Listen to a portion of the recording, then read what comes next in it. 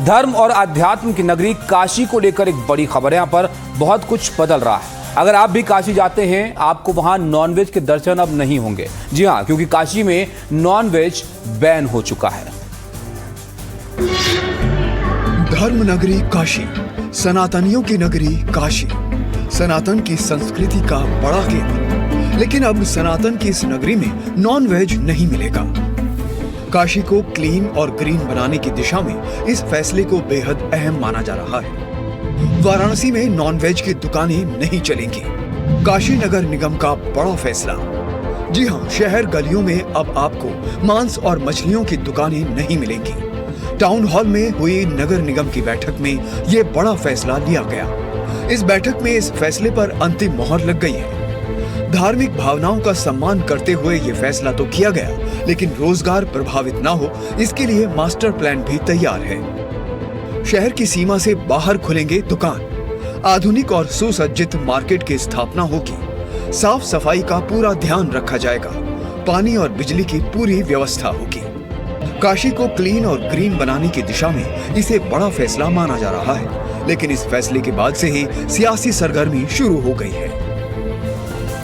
राजधानी दिल्ली में देश का सबसे आधुनिक एंटी टेरर मुख्यालय बन रहा है, जहां से आतंकियों और संगठित अपराधियों पर हाईटेक निगरानी होगी। इस मुख्यालय के बारे में आपको बताते हैं। यह दिल्ली पुलिस की स्पेशल सेल के लिए लोधी कॉलोनी में बनने जा रहा है। यह दफ्तर सिर्फ दफ्तर नहीं बल्कि आतंकियों के लिए काल होगा। दफ्तर पूरी तरह से अत्याधुनिक होगा। ब्लास्ट प्रूफ और हाईटेक एंटी टेरर मुख्यालय यहां पर बनेगा। सूत्रों के मुताबिक बहुमंजिला भवन निर्माण पर 368 करोड़ रुपए खर्च करने का प्लान है और कई सालों से यह दफ्तर प्रस्तावित है, जिस पर अब यहां पर काम शुरू किया जाएगा। यह दिल्ली पुलिस की महत्वपूर्ण परियोजना मानी जा रही है।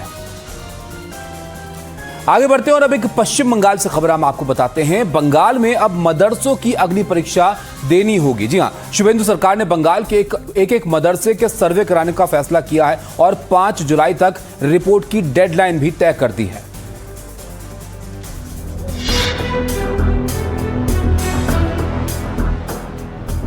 पश्चिम बंगाल के मदरसों के कामकाज, बुनियादी ढांचे, रजिस्ट्रेशन और वैध अवैध दस्तावेजों की पड़ताल शुरू कर दी गई है।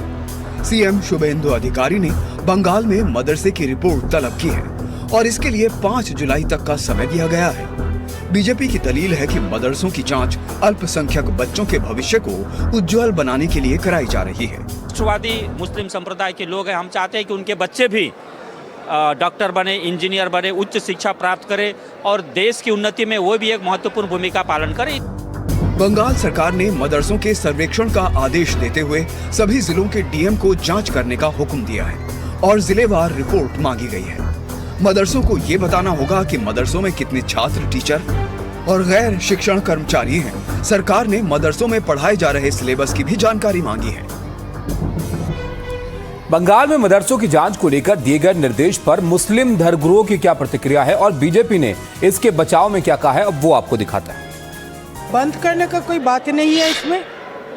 एक मदरसा शिक्षा व्यवस्था में कैसे क्या चल रहे, ये जानने का अधिकार सरकार की है और जानना चाहिए भी, क्योंकि अभी तक मदरसा से जो शिक्षित होके, एडुकेटेड होके जो छात्र या छात्रा निकलते हैं, उनका भविष्य कंपटीशन एग्जाम में जाने का लायक है कि नहीं है। इसमें कोई एक शिक्षा व्यवस्था धर्म आधारित पर नहीं चल सकते हैं, उससे बच्चों का भविष्य सुरक्षित नहीं है। जो गवर्नमेंट से एडेड मदरसे हैं, उनके अंदर सरकार कोई भी किसी भी तरह का कभी भी हस्तक्षेप कर सकती है। शिक्षक से लेकर, सिलेबस से लेकर, इंफ्रास्ट्रक्चर तक।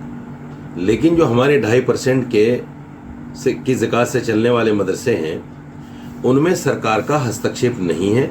सिर्फ इतना है कि साहब रजिस्ट्रेशन कराओ।